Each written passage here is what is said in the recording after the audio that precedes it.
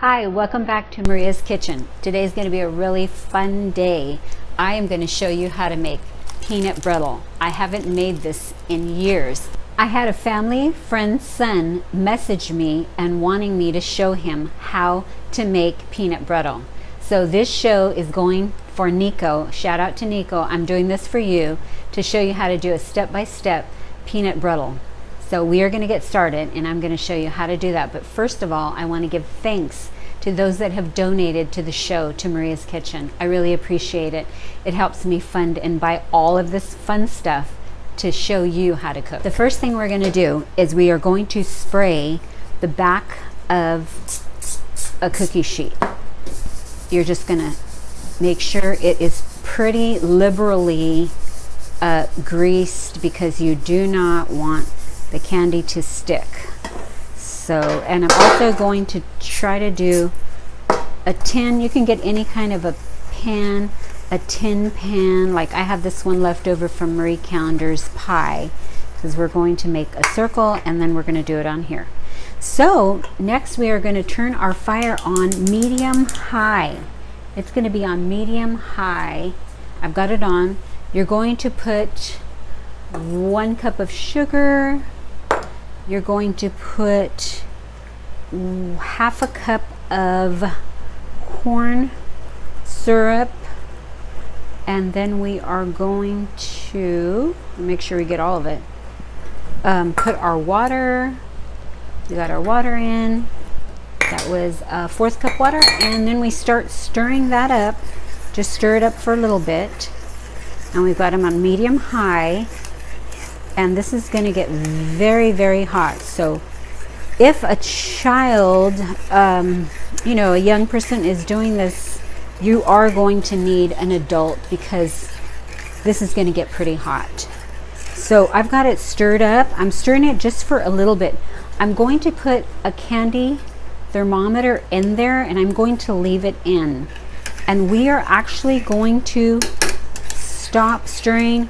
We're going to stir periodically, but I'm leaving that there, and you're not going to want to touch it for about, I'd say 15 minutes. We'll come back and I'll let you know how it's doing.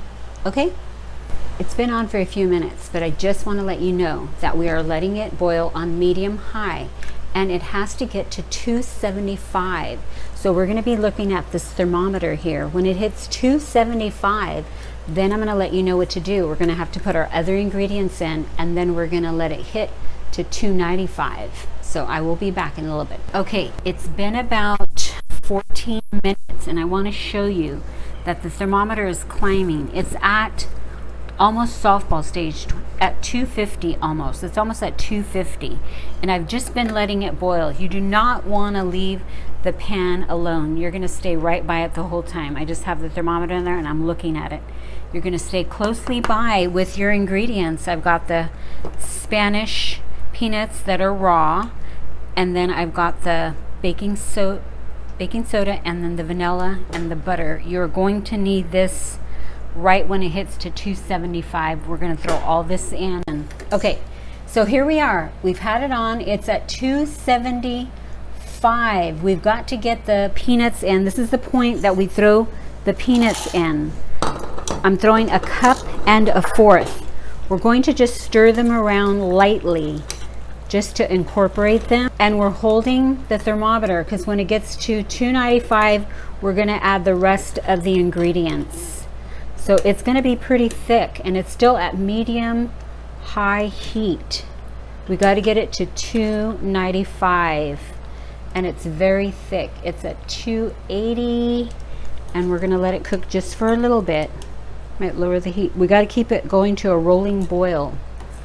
Okay, it's going to cook for a little bit, maybe about 5 more minutes, and we will be back in just a little bit. Okay, do you see this amber color here, this brown color? It's almost there. It is at 295. I'm going to stop right here. This is 295. It's a golden brown. I'm actually going to take the thermometer out, set it aside, and turn the flame off. Take the pan off, and I'm going to put it right here.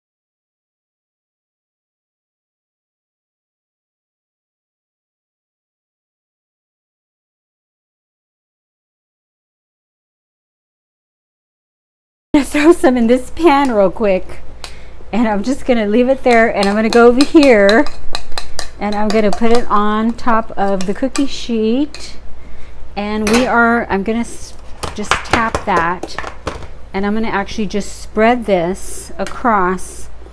We want to just get it as flat as we can, and we got this going. And I saw on a show that you could actually get you could actually use a fork to spread it out.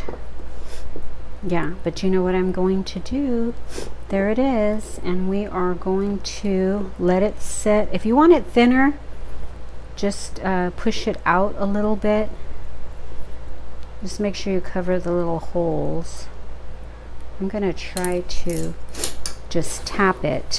Be careful, it's really hot, but I'm just touching it lightly. We're gonna let it sit there, and we're gonna come back and we're gonna crack it. We're back on. It's been about 13 to 14 minutes after I spread it out. I just want to show you how beautiful this looks. You're just gonna, if you've greased your pan really well, it's gonna slide right out. Look at this. This is perfect.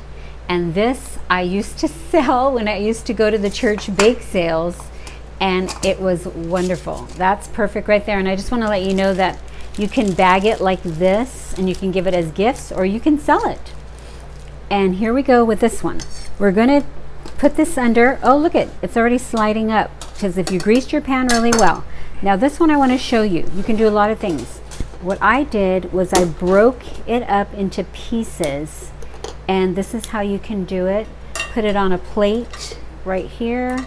And this is what I did. A wonderful idea for gifts and parties. I put them in little bags. I got these at Michael's. And then you just go ahead and put them in here like this, and you can give them away as gifts, or when your kids have parties, or this could even be for adult parties, which would be really cool. And you can send home with party favors for friends. But I've got to try it.